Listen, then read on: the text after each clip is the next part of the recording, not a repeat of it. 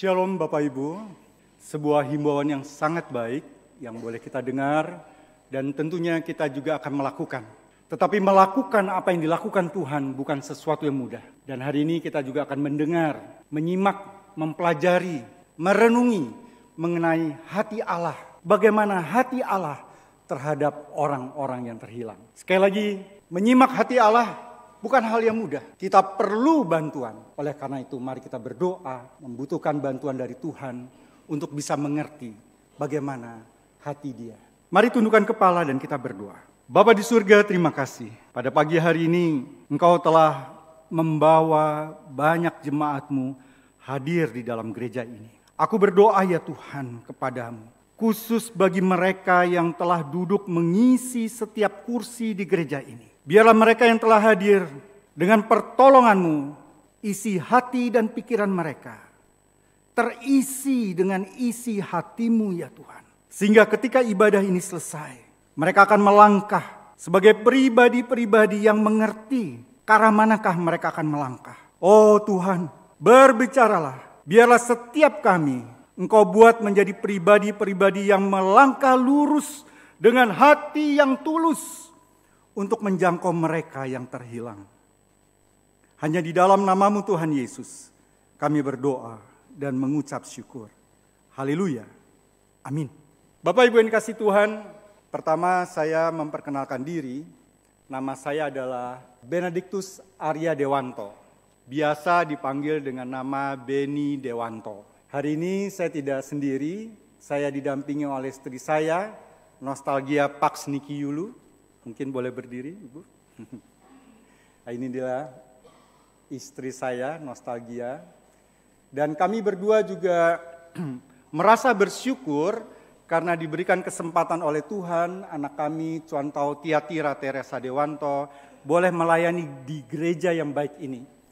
Kiranya nama Tuhan ditinggikan, nama Tuhan boleh dimuliakan melalui kehidupan Bapak Ibu yang mencintai Dia yang telah menolong setiap kita.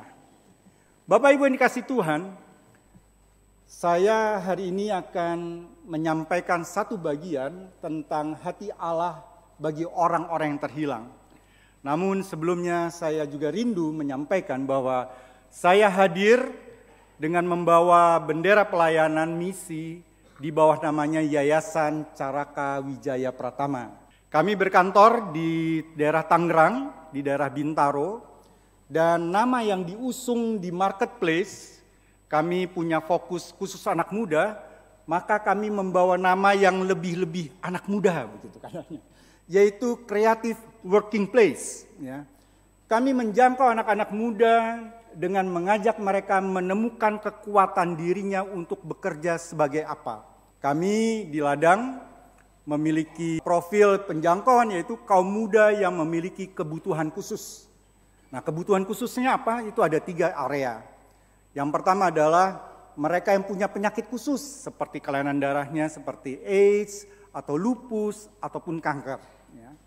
Kemudian kami juga menjangkau anak-anak muda yang terlahir ataupun karena sesuatu hal akhirnya hidup sebagai kaum muda yang memiliki disabilitas.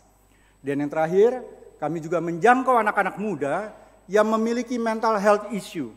Seperti dia menarik diri karena merasa hancur, keluarganya merupakan keluarga yang tidak harmonis. Dia menjadi korban dari keluarga yang cerai, ataupun dia mengalami kekerasan seksual. Atau dia juga mengalami bipolar, anxiety, dan yang lain-lain. Nah, Bapak Ibu, CWP menjangkau mereka, anak-anak muda yang ada di pusaran penderitaan seperti ini. Terlebih khusus karena penjangkauan seperti ini, mereka membutuhkan sebuah terang bahwa mereka bukan anak-anak muda yang sia-sia, tapi mereka adalah anak-anak muda yang memiliki potensi yang bisa dikembangkan. Kami di CWP memiliki keyakinan bahwa setiap ratapan bisa diubah menjadi berkat. Bukankah salib Kristus menyatakan seperti itu? Bahwa melalui penderitaan, melalui segala sesuatu yang dianggap aib, salib Kristus yang dinyatakan sesungguhnya sebagai simbol aib, ternyata ketika ada di tubuh Kristus, salib itu menjadi simbol kemuliaan. Kami CWP menjangkau anak-anak muda untuk mengenal Kristus lebih dalam.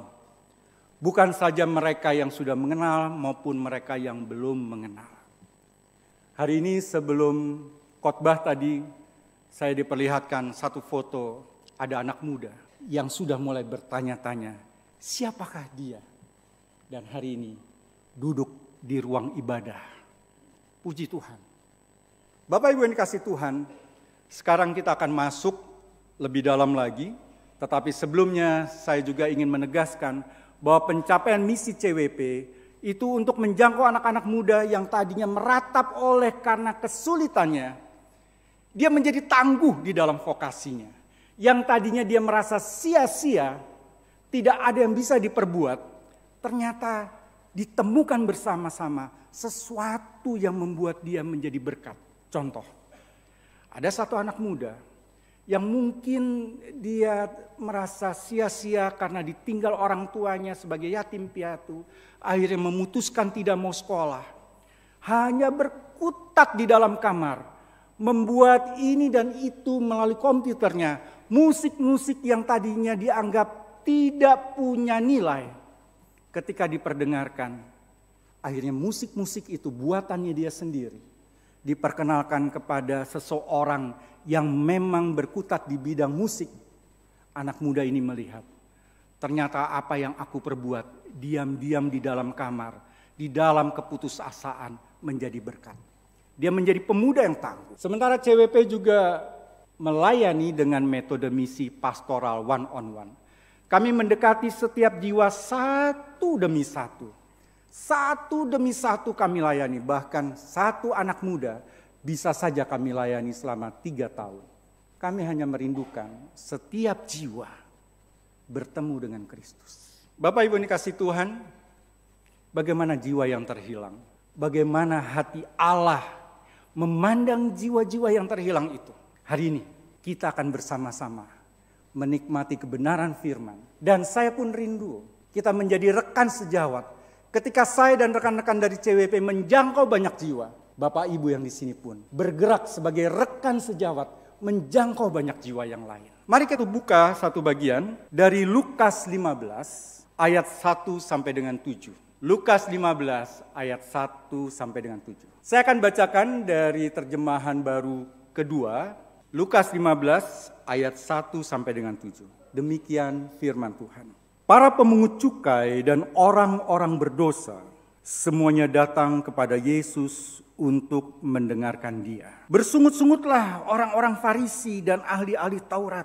Katanya, orang ini menerima orang-orang berdosa dan makan bersama mereka. Lalu ia menyampaikan perumpamaan ini kepada mereka. Siapakah di antara kamu yang mempunyai 100 ekor domba, dan jikalau ia kehilangan seekor di antaranya, tidak meninggalkan yang 99 ekor di padang gurun, dan pergi mencari yang hilang itu sampai ia menemukannya? Setelah menemukannya, ia meletakkannya di atas bahunya dengan gembira. Dan setibanya di rumah, ia memanggil sahabat-sahabat dan tetangga-tetangganya serta berkata kepada mereka, bersukacitalah bersama aku, sebab aku telah menemukan dombaku yang hilang itu. Aku berkata kepadamu, demikian juga akan ada sukacita di surga karena satu orang berdosa yang bertobat, lebih daripada sukacita karena 99 orang benar yang tidak memerlukan pertobatan. Bapak Ibu, dari Lukas 15 ayat 1 sampai dengan 7. Ada bagian-bagian yang akan kita dalami untuk memahami bagaimana hati Allah.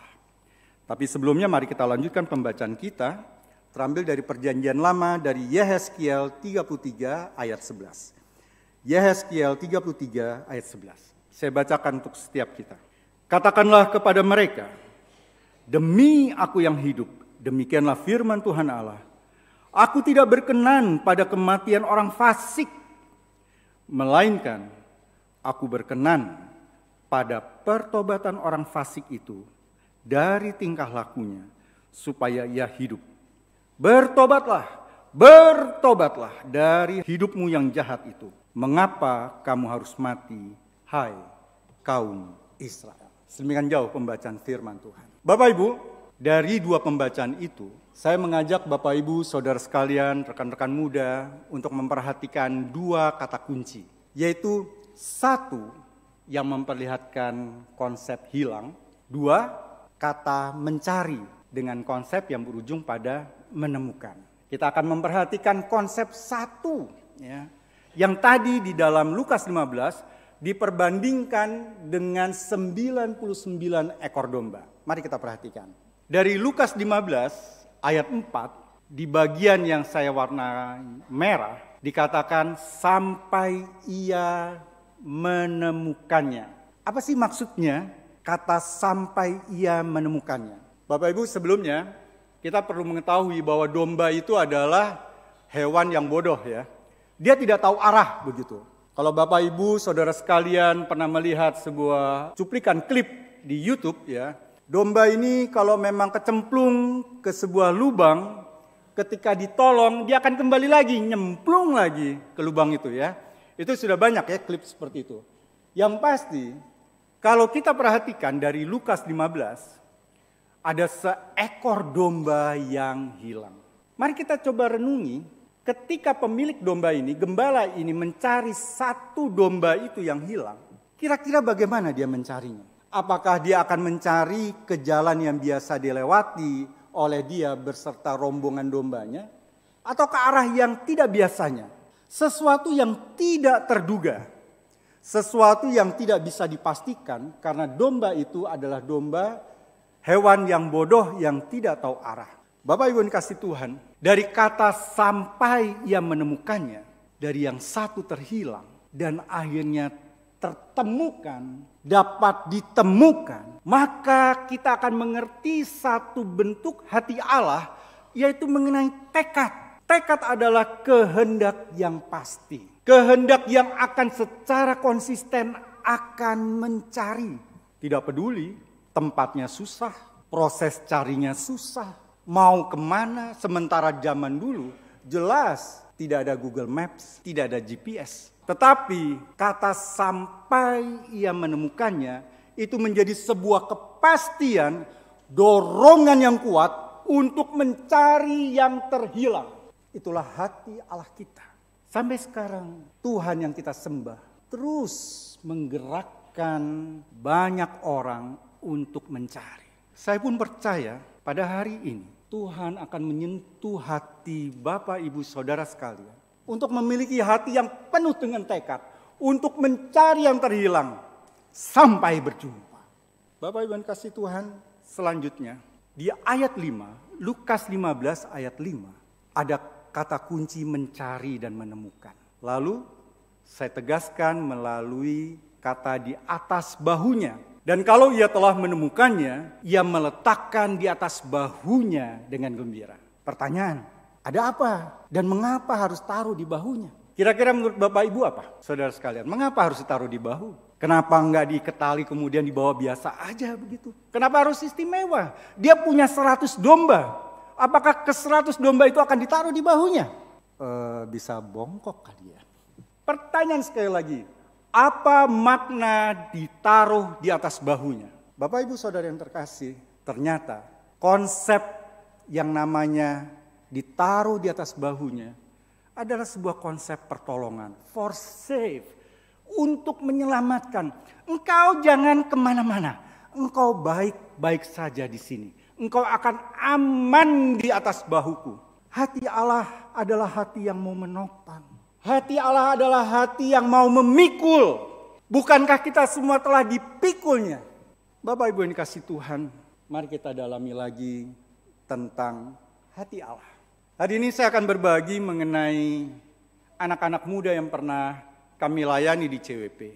Pada tahun sekian, kurang lebih 7 tahun yang lalu, ketika Tuhan mulai memberikan sebuah vision kepada saya untuk memulai pelayanan CWP ini, itu dimulai ketika saat ibadah.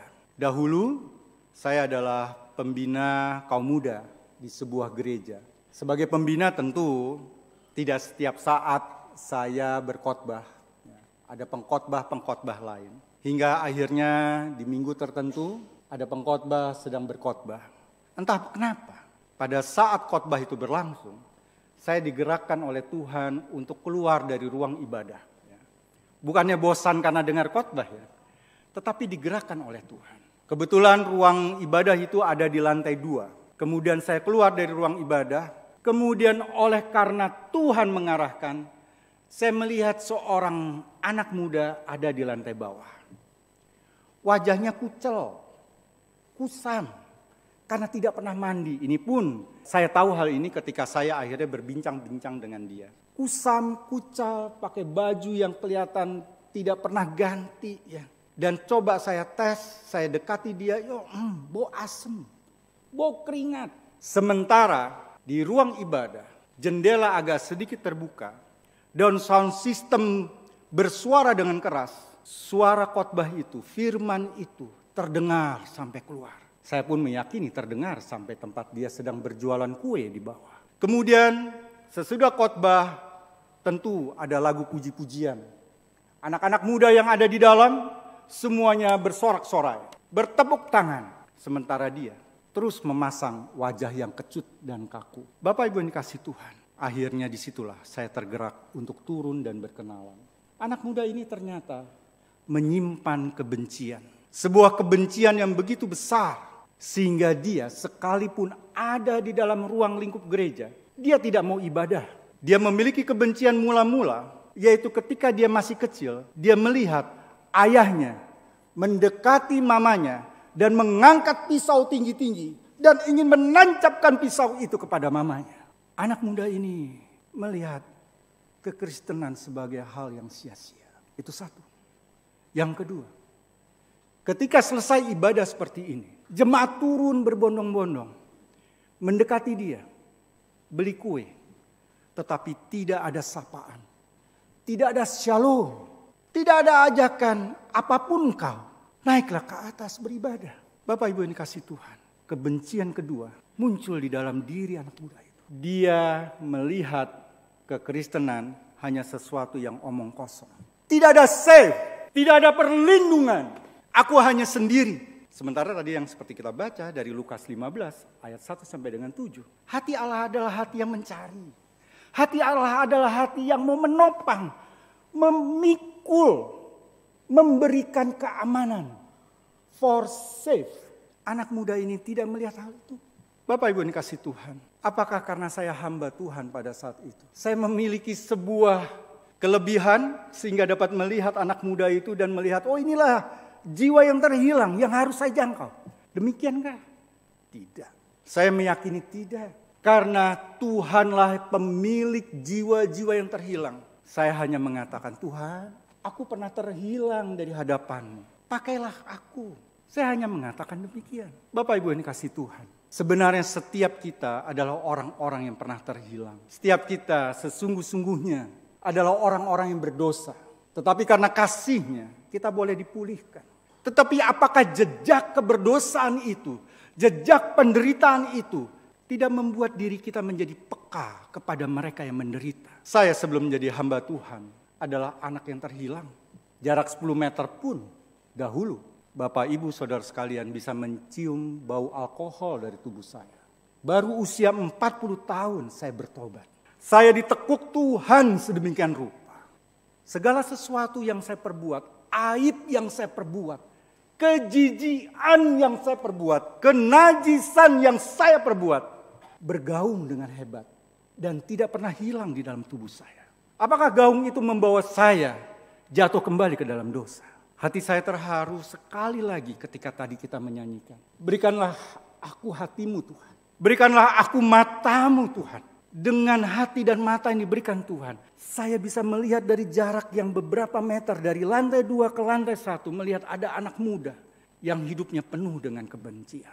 Saya tidak pernah melupakan siapa saya. Paulus pun pernah berkata, dia tidak pernah melupakan bagaimana dia yang menjadi saksi orang-orang melempari Stefanus hingga dia mati.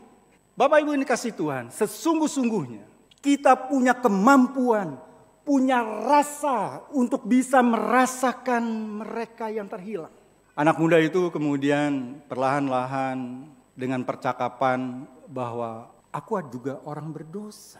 Aku pernah hidup sepertimu. I was there. Menjadi percakapan yang komunikatif. Tidak ada jarak. Dia seakan-akan berjumpa dengan seseorang yang bisa mengerti. Maka diizinkanlah saya datang ke rumahnya. Dan jelas, saya dapat jawabannya mengapa dia tidak mandi. Kamar mandinya pun kusah. Tidak ada air bersih. Begitu masuk kamarnya, terbaringlah mamanya. Terbujur, tidak bisa apa-apa karena sakit serius. Ruangan kamar itu bau busuk. Karena maaf, sang mama buang air kecil dan buang air besar di kamar itu.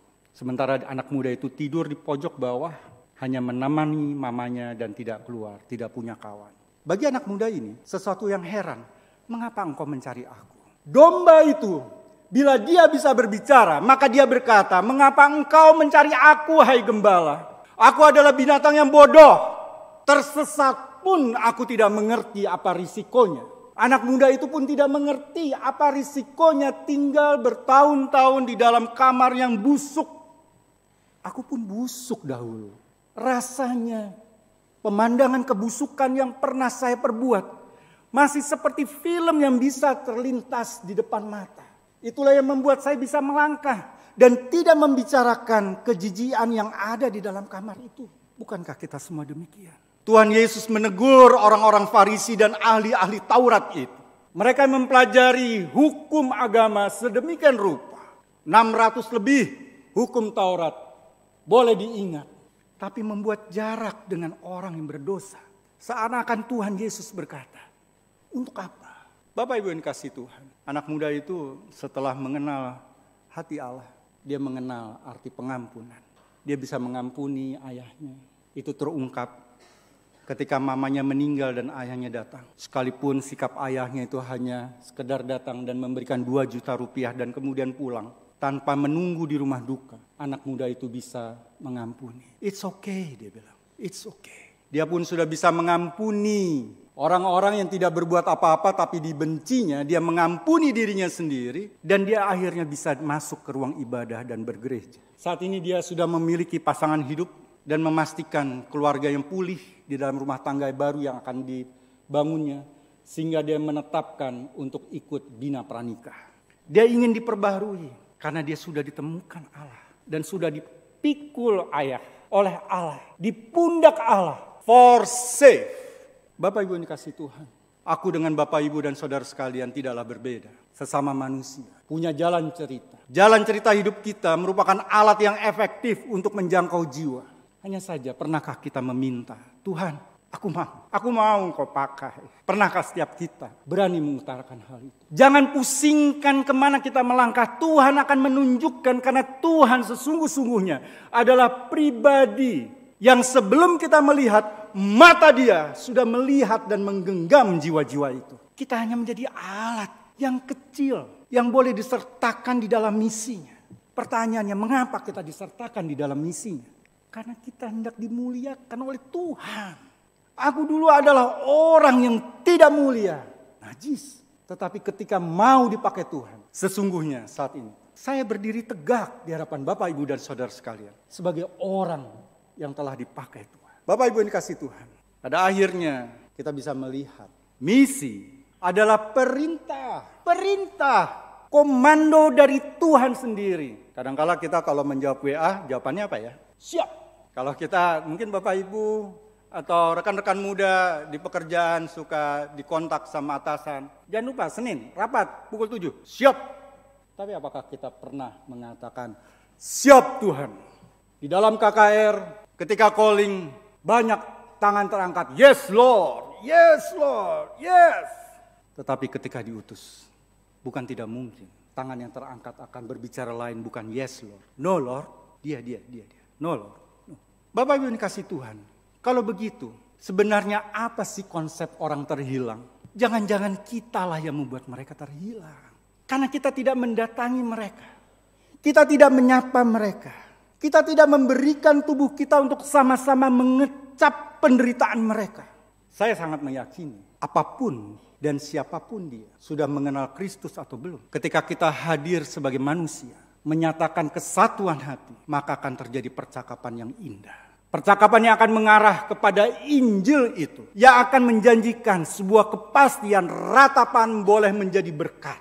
Misi adalah perintah mencari dan menemukan. Bahkan yang mencari bukan kita, Tuhan sendiri yang menunjukkan. Sehingga kita tidak terlalu letih untuk melangkah. Cukup memberikan hati untuk melangkah. Misi adalah kehendak Allah. Misi adalah hati Allah itu sendiri. Yang tidak akan berhenti hingga saat ini. Bapak Ibu yang dikasih Tuhan, saudara terkasih. Kalau tadi di awal CWP dikatakan bahwa salah satu area menjangkau anak-anak muda, yaitu mereka yang memiliki sakit serius seperti kelainan darah. Sesungguhnya itu pun Tuhan sudah terlebih dahulu memberikan kepada saya. Saya punya penyakit kronis, tahun depan genap 40 tahun. Hampir tiap bulan atau 3 bulan sekali harus ke dokter. Tindakan kesannya biasa saja, ya, buang darah. Saya sakit polisitemia vera. Tetapi dari usia seperti ini, dokter saya, Profesor Dr. Jubair Jurban, yang dahulu adalah Ketua Satgas COVID dari ID. Setiap kali saya datang ke rumah sakit, dia selalu pamer kepada suster-suster dan dokter-dokter muda. Karena angkatan saya semuanya sudah dipanggil. Sudah nggak ada angkatan saya. Yang hidup hanya saya. Sehingga ada pamer. Bapak Ibu, dalam bagian ini pun menjadi sebuah kesaksian ketika kita membuka hati siapa diri kita. Dokterku pun selalu mengatakan, dia memanggil saya Mas Beni.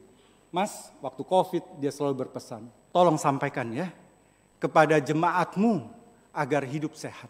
Ketika kita membuka diri, jati diri kita seluas-luasnya, itu pun menjadi bahasa misi. Bahkan Profesor Dr. Haji Jubairi Jurban itu pada suatu saat pernah menjadi narasumber yang menceritakan tentang penyakit saya ketika kesaksian saya ini ditayangkan di acara Solusi beberapa tahun yang lalu. Sudah bertahun-tahun yang lalu. Sekali lagi Bapak Ibu yang dikasih Tuhan, bukalah diri kita. Biarlah kita menjadi alatnya yang indah di mata Tuhan. Namun ketika kita membuka diri kita, jangan pernah lupa. Misi adalah tekad. Misi adalah sebuah kepastian, keinginan yang pasti. Tidak bisa sekarang kita mengatakan misi, besok tidak mengatakan misi. Tidak bisa hari ini kita mengatakan, ya aku mau Tuhan. Besok aku tidak mau Tuhan. Misi adalah sebuah kepastian, sebuah tekad. Karena kita akan membicarakan perlindungan dari Allah yang pasti. Misi adalah hati Allah. Dan pada akhirnya Bapak Ibu Saudara sekalian, saya akan membacakan ulang dari Yehezkiel 33 ayat 11. Demikian. Katakanlah kepada mereka, demi aku yang hidup. Demikianlah firman Tuhan Allah. Aku tidak berkenan pada kematian orang fasik, melainkan aku berkenan pada pertobatan orang fasik itu dari tingkah lakunya, supaya ia hidup. Bertobatlah, bertobatlah dari hidupmu yang jahat itu. Mengapa kamu harus mati, hai kaum Israel? Biar langkah misi kita menjadi langkah yang menjelaskan perubahan hidup seseorang. Kalau bahasa kita katakan pertobatan. Ada sebuah perubahan, ada titik balik yang membuat seseorang melihat bahwa aku memiliki hidup di sana. Anak muda ini yang tadi saya ceritakan sudah melihat. Dia bertobat dari kebencian, bahkan dia bertobat untuk membenci dirinya sendiri. Dia bisa melihat dirinya sebagai pribadi yang berharga. Dia bisa bekerja di sebuah perusahaan yang menjadi rekanan dari pemerintah kita untuk memasok alat-alat senjata dari angkatan udara. Luar biasa ya. Dia bertemu dengan jenderal-jenderal, dia bertemu dengan petinggi-petinggi. Dan dia tidak kecut hati seperti ketika dia pertama kali ibadah. Jangankan duduk kalau perlu pilih paling dekat pintu. Dan kakinya ditarik masuk karena malu. Dia hanya pakai sandal. Tapi sekarang dia berani maju ke depan. Ada sebuah kehidupan karena ada pertobatan. Bapak Ibu, rekan-rekan mudaku, tetapkanlah hati kita pada hari untuk berkata kepada Tuhan, aku mau Tuhan, pakai aku. Berikan aku hatimu Tuhan, berikan aku matamu Tuhan, untuk bisa melihat apa yang kau lihat. Mari kita tundukkan kepala dan kita berdoa. Bapa di surga, terima kasih. Sedari dulu Engkau berbicara, bahkan kepada setiap orang. Kepada mereka yang terpelajar, bahkan juga kepada mereka yang tidak terpelajar. Kepada gembala-gembala yang selalu menarik diri dan tidak punya percaya diri. Engkau pun berbicara dan justru kepada gembala-gembala itu, Engkau menyampaikan berita yang luar biasa. Tuhan, siang hari ini aku berdoa meminta kepadamu. Berbicaralah kepada setiap jemaatmu di sini. Genggamlah hati mereka. Berikanlah hatimu Tuhan. Berikanlah matamu. Biarlah gerejamu yang besar ini juga memiliki kesempatan untuk merayakan pesta rohani yang besar untuk menjangkau banyak jiwa.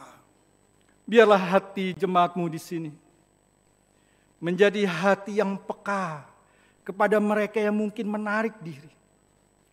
Langkah mereka menjadi langkah yang lurus dengan hati yang tulus untuk menjangkau banyak jiwa. Aku berdoa ya Tuhan dan meminta kepadamu. Biarlah di mimbar ini mendatang akan banyak jiwa-jiwa kaum muda yang berdiri tegak, berani menceritakan kesaksian hidupnya dan menyerahkan dirinya menjadi alatmu yang efektif. Kami adalah milikmu. Perbuatlah sekehendakmu. Di dalam namamu Tuhan Yesus kami berdoa dan mengucap syukur. Haleluya. Amin.